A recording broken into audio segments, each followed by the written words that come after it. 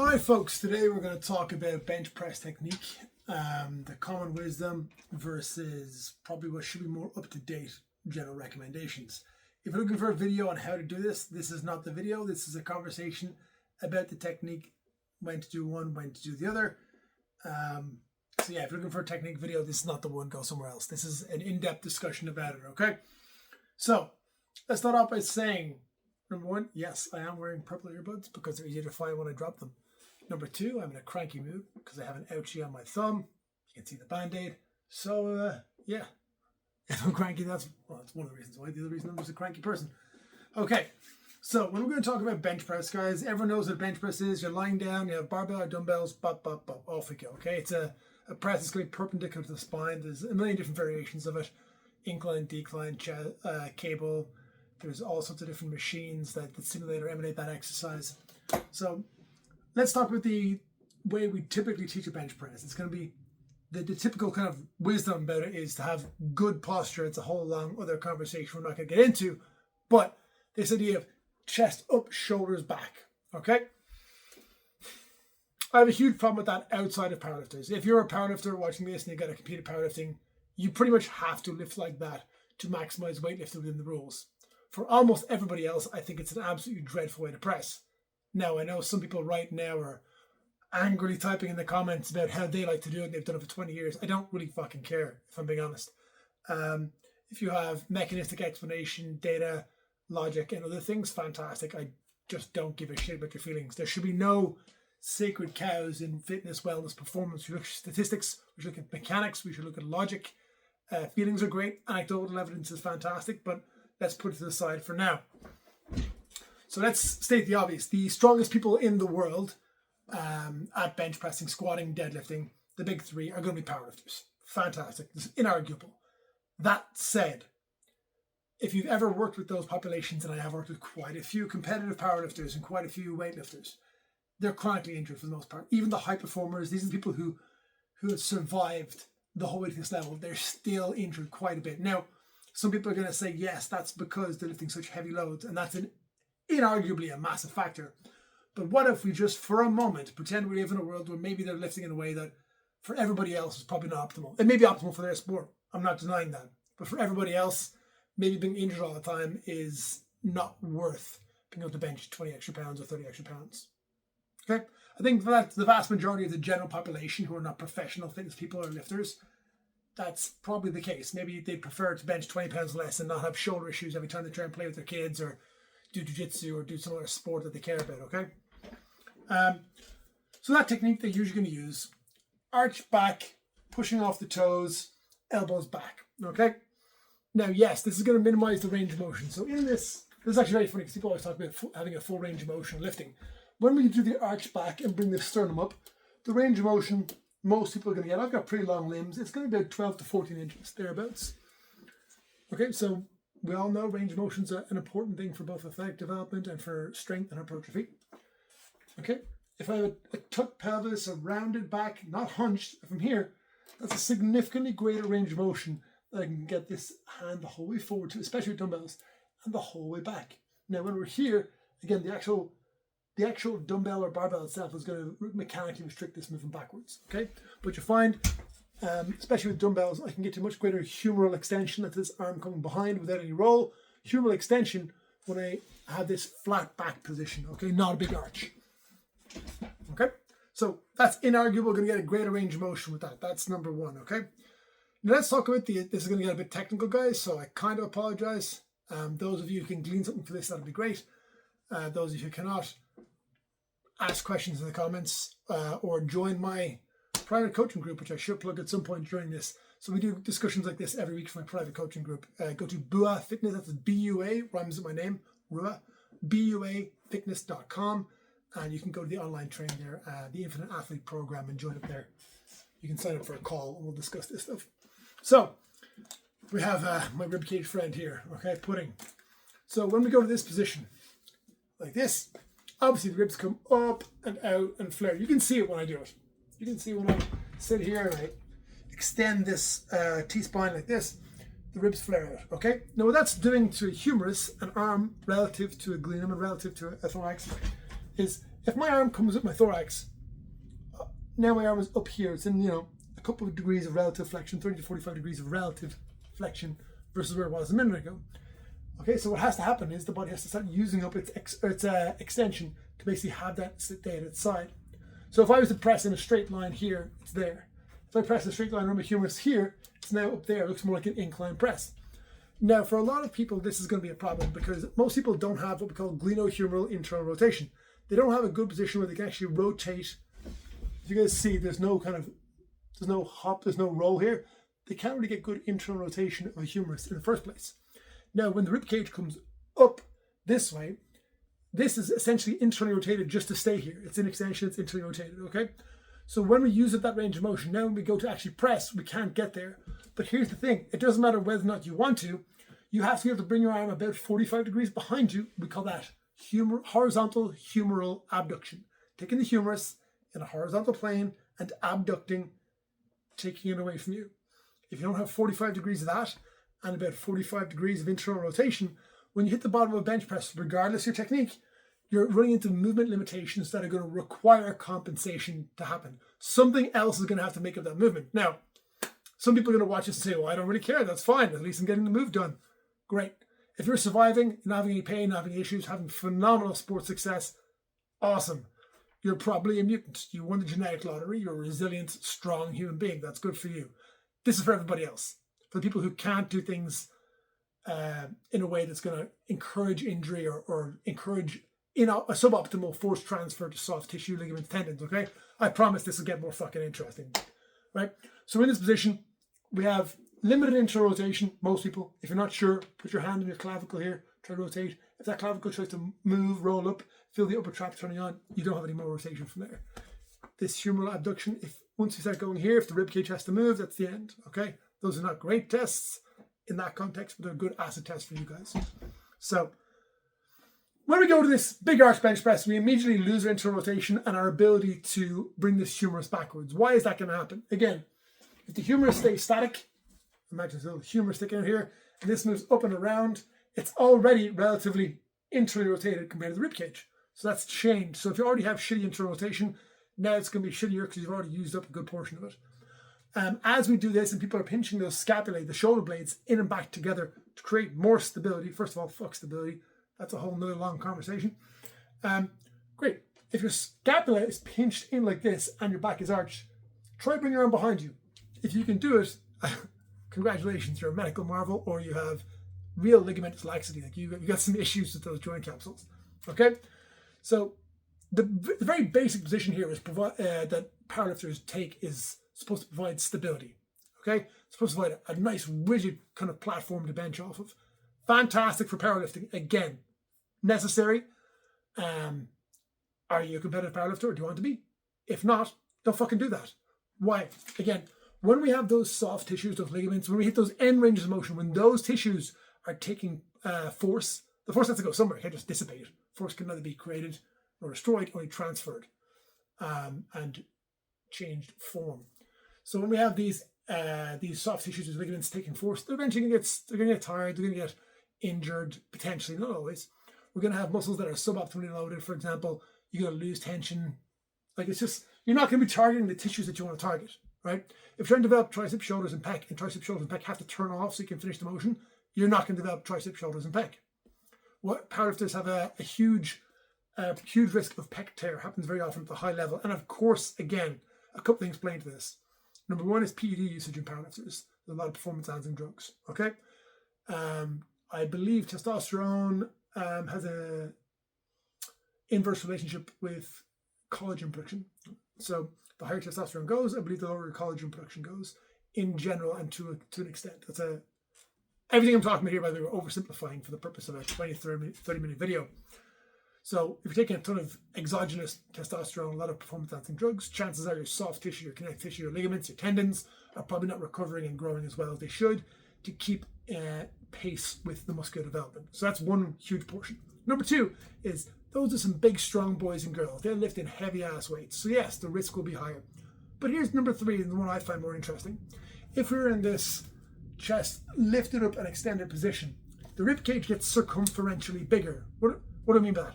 I mean, rib cage, it moves in 3 dimensions and each half moves independently. So as it comes up and back, it also turns out. So the ribs start to move away from each other because they have these soft, flexible connections here, okay? They have the genus connections that are relatively compressible. They can expand and compress. That's what happens when you take a big breath, okay? So when that happens, the pec is mechanically long. So now we're going to yo-yo a massive heavy weight, often at speed, on a muscle that is at its longest position, therefore at most risk of injury. And we're only going to do half the range of motion. Again, as a sport, powerlifting is fantastic. It's its own thing. For general population, there's a lot of risk for possibly less reward. Now, if we look at the position of powerlifting, this big arch push, I can't think of very many sporting situations where that's likely to happen. We're going to have a big arch back off, or we're going to be on our toes and pushing anything. It's just not that common. Most of the time, not all the time, but most of the time, we're going to go through a bunch of examples. When we're doing a sporting application of horizontal push or even swing, it's going to be one side, then the other, one side, then the other.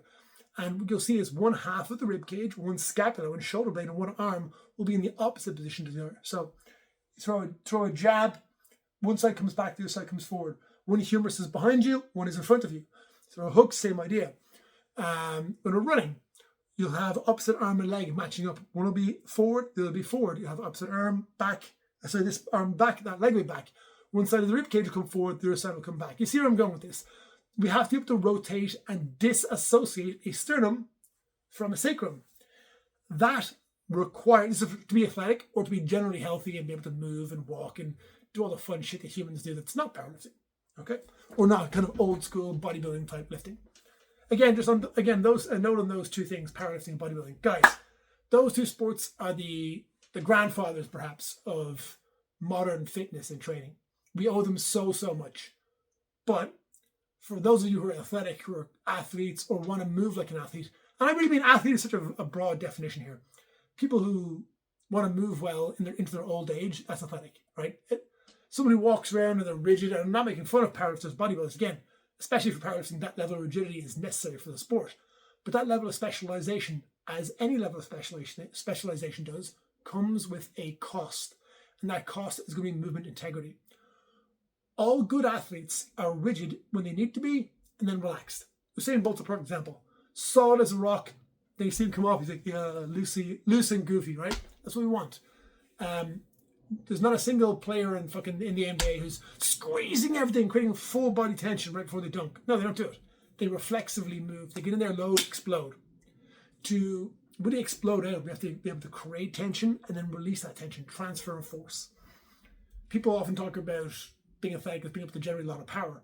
True athletes, really good athletes, are able to generate, transfer, and preserve power. Those three things, powerlifters, bodybuilders, can very often generate a lot of power.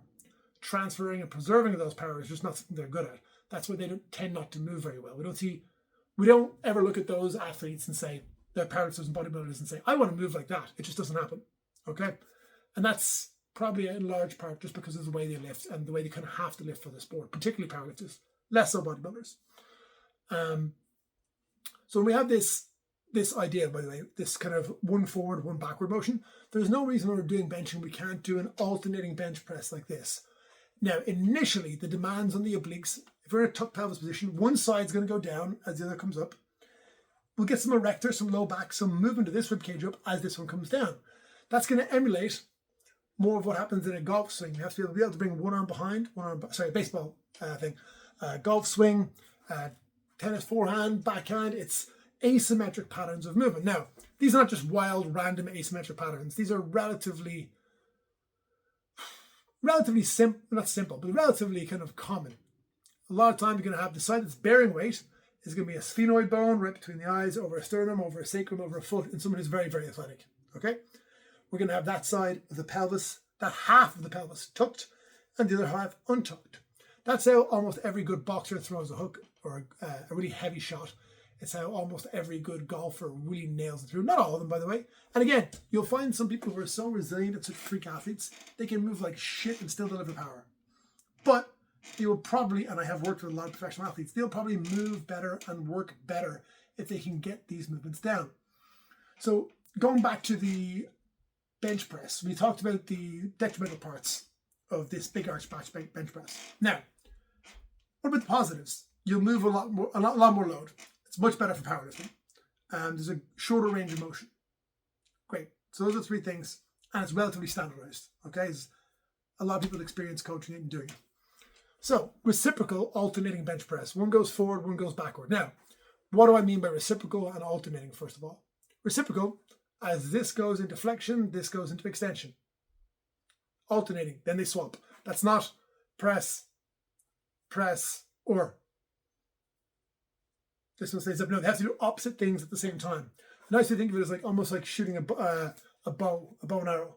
We want to be doing these opposite things at the same time, so we have a chance to actually allow hips to disassociate from one another, shoulder blades to disassociate from one another, to have a thorax that creates pressure imbalances, that actually creates a disparity between compressive and decompressive forces internally.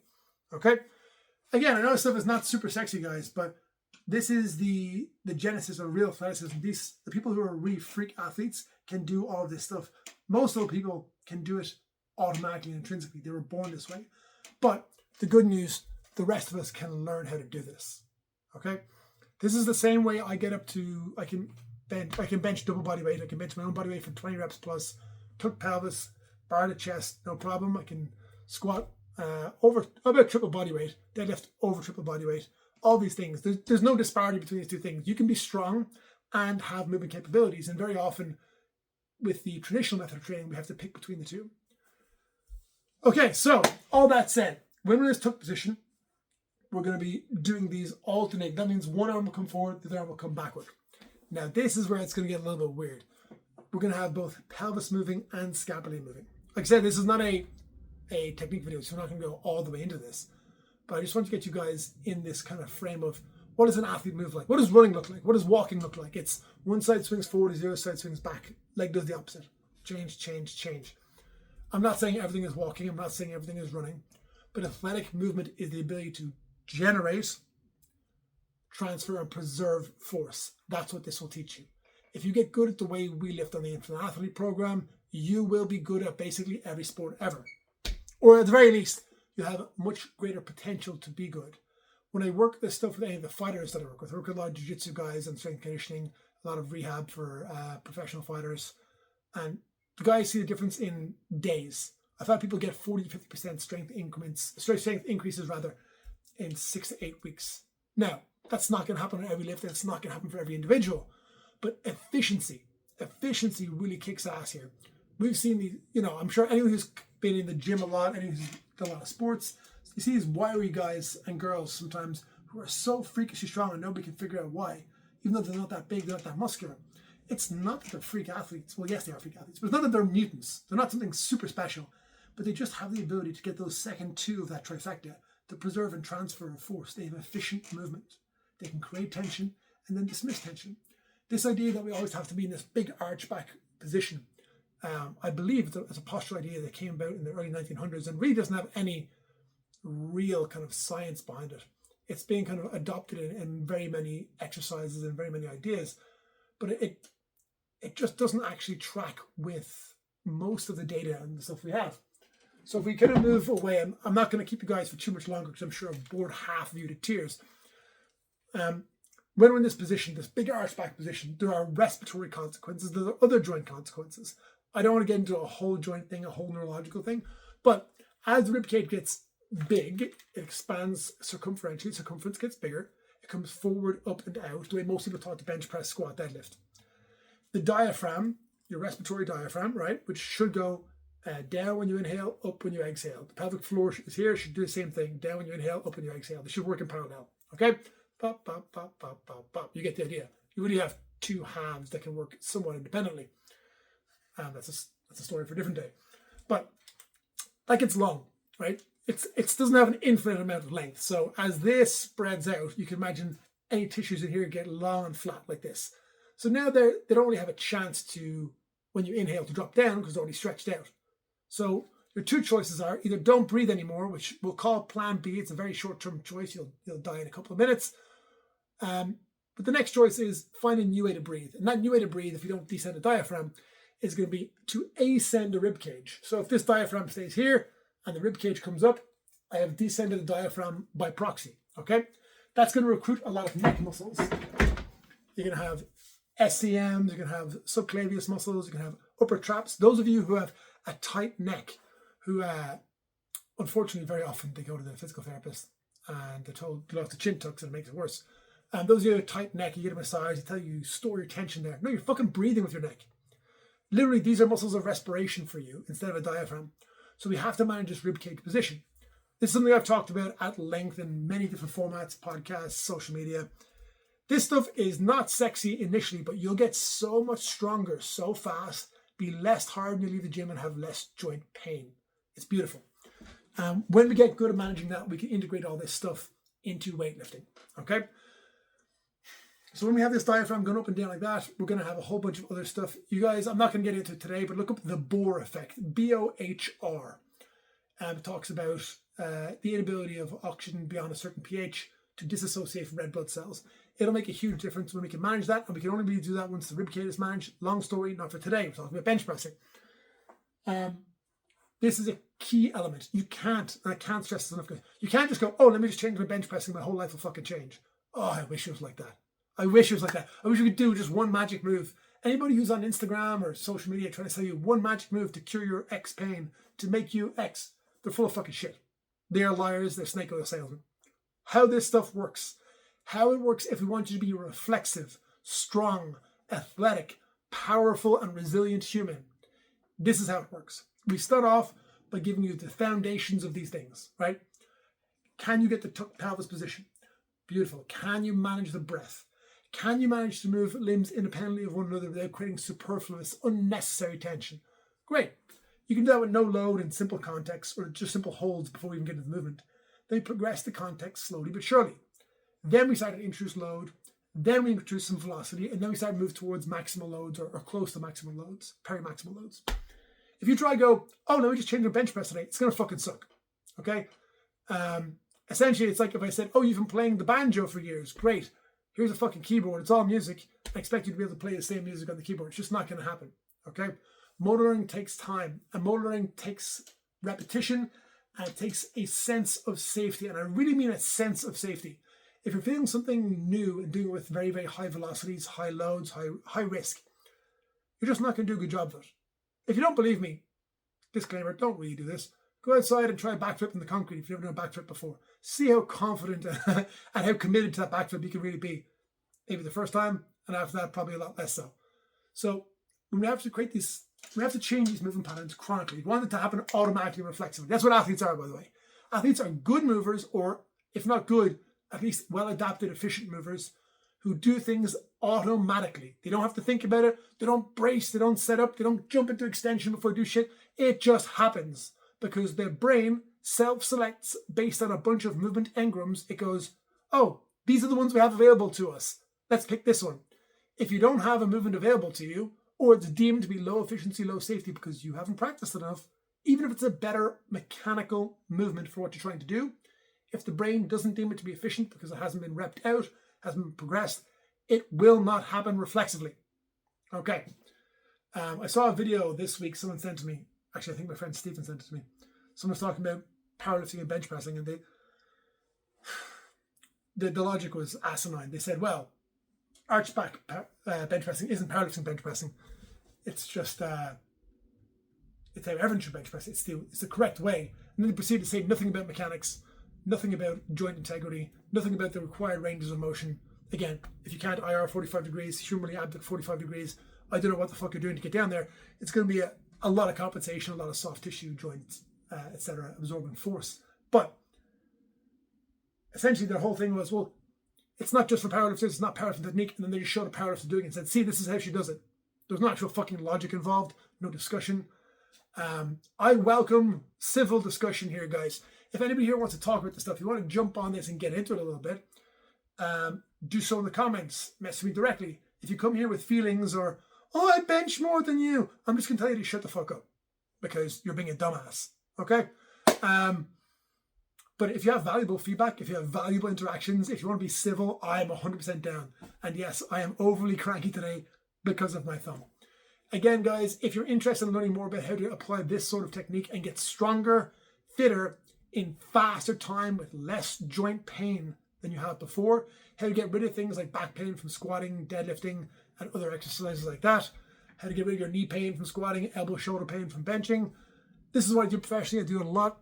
Go to my website, buafitness.com, click on the Infinite Athlete and schedule a call. I'd love to talk to you guys. I want to help. It's what I do. If this hurt your feelings, if you can respectfully express why that was, if you disagree and you can respectfully express that why it was, let me know in the comments. I'm here for it. But yeah.